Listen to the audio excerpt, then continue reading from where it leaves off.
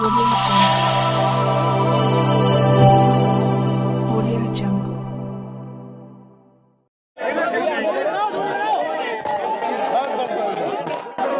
आ गया थोड़ा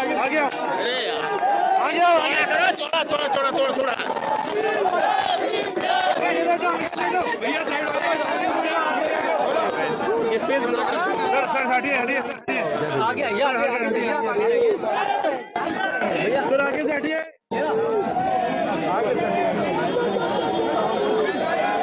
अरे यार सर्किल बनाओ भैया हटाओ हट जाओ भाई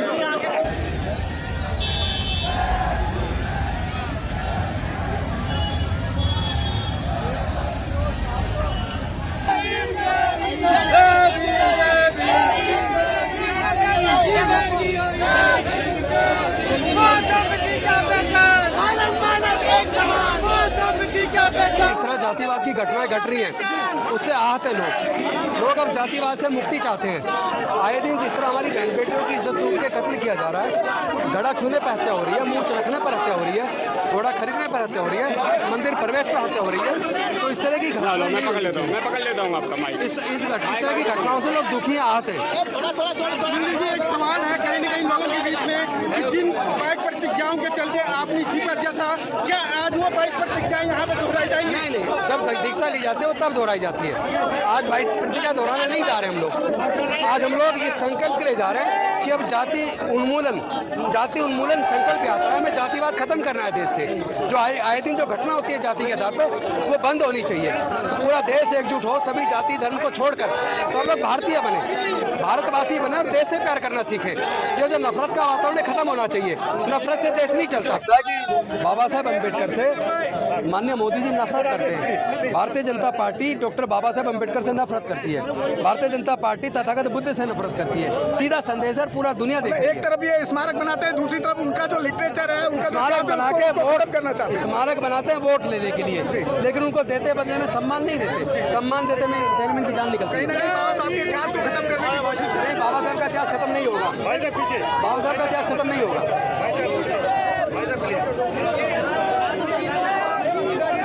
उधर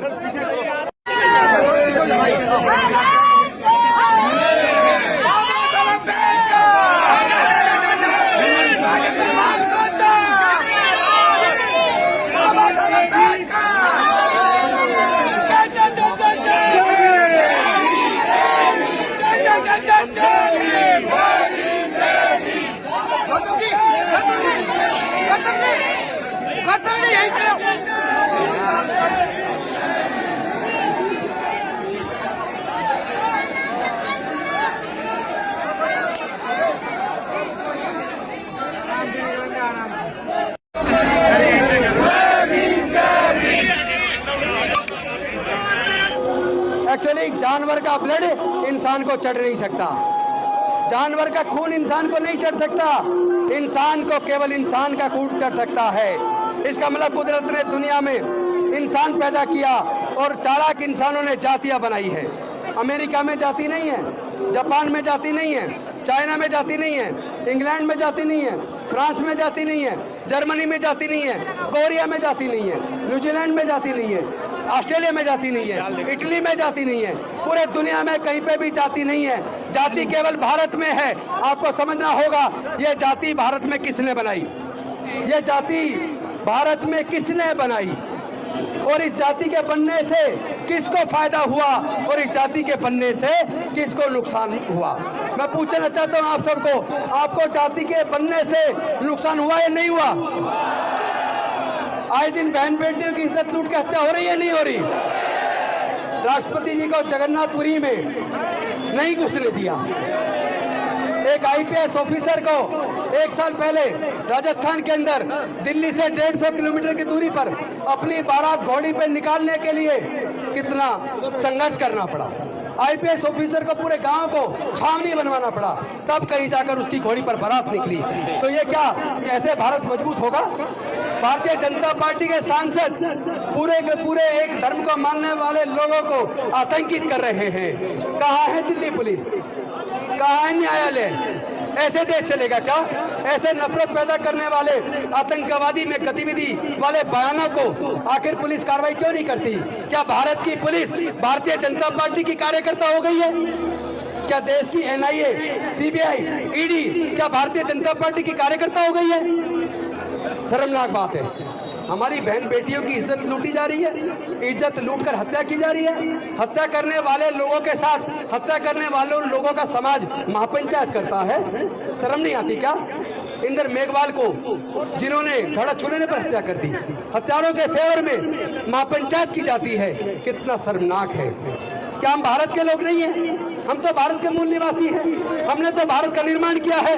जो लोग हमारी बहन को ये कह के कि उसके हाथ का बना खाना नहीं खाएंगे क्योंकि ये दलित ने बनाया है, मैं उनसे पूछना चाहता हूं, उस दलित भोजन माता को के हाथ का खाना बना खाने से तो आपने इनकार कर दिया, लेकिन जिन सड़कों पर आप चलते हो उन सड़कों को मेरे समाज के लोग मजदूर के तौर पर बनाते हैं।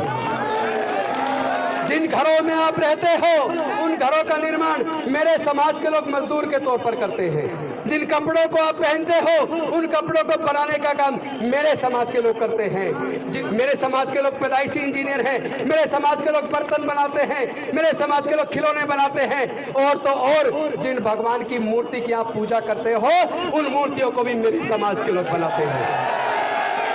इस तरीके से देश नहीं चलेगा। देश नफरत से नहीं चल सकता, देश प्यार से चलेगा। भारत से बुद्ध का धम्म शांति और मानवता का संदेश लेकर पूरे दुनिया में गया, पूरे दुनिया ने स्वीकार किया, तो फिर भारत को तकलीफ क्यों? कहां भारत दुनिया में नंबर 1 देश होता था? दुनिया के बाहर से लोग पढ़ने के लिए भारत में नालंदा यूनिवर्सिटी, विक्रमशिला यूनिवर्सिटी भारत में पढ़ने आते थे, तक्षशिला यूनिवर्सिटी आते थे। आज भारत के लोग विदेश में पढ़ने जा रहे हैं। देश की शिक्षा नीति को आपने तबाह कर दिया। आपने जानबूझकर इतनी बर्बादी की है देश की। आप लोगों ने उन धर्मशास्त्रों का निर्माण करके हजारों साल तक हमारे लोगों को पढ़ने लिखने पर धार्मिक बंदिश लगा के रखी। हजारों साल तक आपने हमारे लोगों के पढ़ने के साथ साथ उनके व्यापार करने पर, संपत्ति रखने पर धार्मिक बंदिश लगा के रखी। हजारों साल तक हमारे लोगों को मानवता का दर्जा नहीं दिया, जानवर से भी बदतर हालत करके रखी। भला हो एक डॉक्टर बाबा साहब अम्बेडकर, मैं आपको नमन करता हूं। आपने हमारे हजारों साल की गुलामी को तोड़ा है, आपने हमें मान सम्मान का जीवन दिया है। अगर मैं एक MLA हूं और मंत्री बन पाया तो ये मेरी खुद की काबिलियत नहीं थी, ये डॉक्टर बाबा साहब अम्बेडकर के बलिदान की वजह से हो पाया। वरना हमारे लोगों को कोई कुछ देने को तैयार नहीं है। तो जो कुछ हुआ है डॉक्टर बाबा साहब अम्बेडकर की कुर्बानी की वजह से हुआ है। मुझे दुख इसलिए है कि डॉक्टर बाबा साहब अम्बेडकर ने हमारे लिए अपना पूरे 4 बच्चे गंवा दिए, जवानी में अपनी पत्नी को गंवा दिया, उसके बावजूद हमारे लिए पूरी जिंदगी लगा दी, अपना पूरा जिंदगी हमारे लिए चला दी। पर हमने क्या किया? हमने उस व्यवस्था को मजबूत किया जिन्होंने हजारों साल तक हमें गुलाम बनाए रखा। जब आप जाति खुद खत्म करने को तैयार नहीं हो तो दूसरे लोग जाति कैसे खत्म करेंगे? पहले आप लोग संकल्प लीजिए कि आप लोग जातियों को छोड़ने को तैयार हो, आपस में रोटी बेटी का रिश्ता करने को तैयार हो। हमारे पास खेत की जमीन नहीं है, हमारे पास इतना पैसा नहीं है कि हम उद्योग धंधे खोल लें, लेकिन हमारे पास बाबा साहेब के दी हुई प्रज्ञा है, करुणा है, सील है, समता, स्वतंत्रता, बंधुता और न्याय का संदेश है। हम लोग पढ़ाई के रास्ते पर जाकर अपने समाज को आगे कर सकते हैं, लेकिन इन लोगों ने हमारे साथ एक छल किया है। इन्होंने भारत में शिक्षा को बर्बाद कर दिया।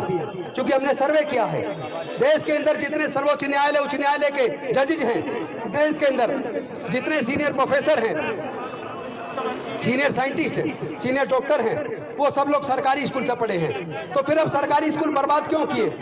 ये पूरी शिक्षा नीति को प्राइवेटाइज क्यों किया? कौन इसके लिए जिम्मेदार है? ये नहीं चाहते कि हमारे बच्चे पढ़े।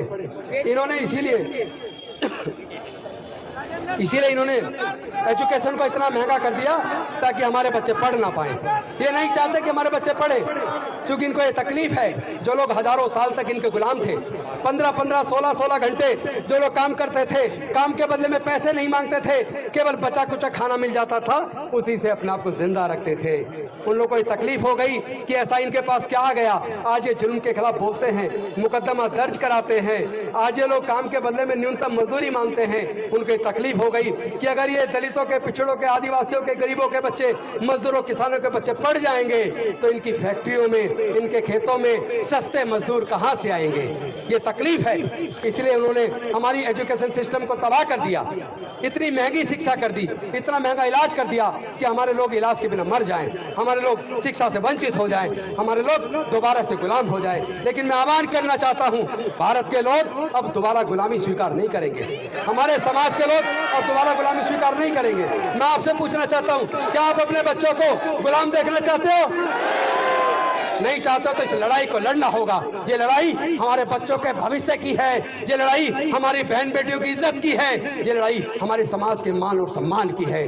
देखिए, आप सबको गौरव होना चाहिए, हमारे वीसीकी के प्रेसिडेंट, वीसीकी हमारी जिसको हिंदी में अगर कहें तो दलित पैंथर्स पार्टी, उसके नेता राष्ट्रीय अध्यक्ष जो सांसद हैं तमिलनाडु से, वो तमिलनाडु से स्पेशली चलकर आपके इस आंदोलन को ताकत देने के लिए आए हैं। मैं थिरुमावलवन जी को आभार व्यक्त करता हूं कि हमारे बीच आए। की क्या पहचान,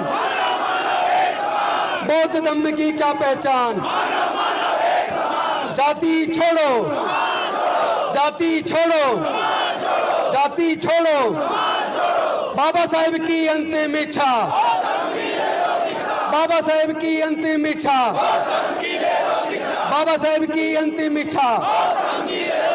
बस एक बात और बता दूं क्यों इन्होंने हाय हल्ला मचाया है, क्योंकि गुजरात के अंदर भारतीय जनता पार्टी हार रही है, इसलिए 22 प्रतिज्ञाओं को इन्होंने मुद्दा बनाया। यही 22 प्रतिज्ञा नागपुर के दीक्षा भूमि में भी दोहराई गई है और उसके अंदर भारतीय जनता पार्टी के 2 केंद्रीय मंत्री शामिल हुए हैं, उसको तो इन्होंने कुछ मुद्दा नहीं बनाया। फिर मेरा मुद्दा क्यों? मैं पूछना चाहता हूं कि भारतीय जनता पार्टी को डॉक्टर बाबा साहेब अम्बेडकर से इतनी नफरत क्यों है, उनको तथागत बुद्ध से इतनी नफरत क्यों है? विदेश में जाते हो तो कहते हैं कि मैं बुद्ध के देश से आया हूं, और भारत में आने के बाद बुद्ध से नफरत करते हैं, डॉक्टर बाबा साहेब अम्बेडकर से नफरत करते हैं, बाबा साहेब अम्बेडकर के समाज को उत्पीड़ित करते हैं। और जब जब उत्पीड़न होता है, जब हमारी इज्जत लूटकर हत्या होती है, हमारे भाइयों की हत्या होती है, तो हमारे देश के गृह मंत्री जी और देश के प्रधानमंत्री जी कुछ नहीं बोलते। ये चलेगा नहीं, ये दोहरा चरित्र चलेगा नहीं। हम पूरे दुनिया को बताएंगे और मानवता और शांति का संदेश देश के कोने कोने में पहुंचाएंगे और अपने अंदर फैले जातिवाद को खत्म करके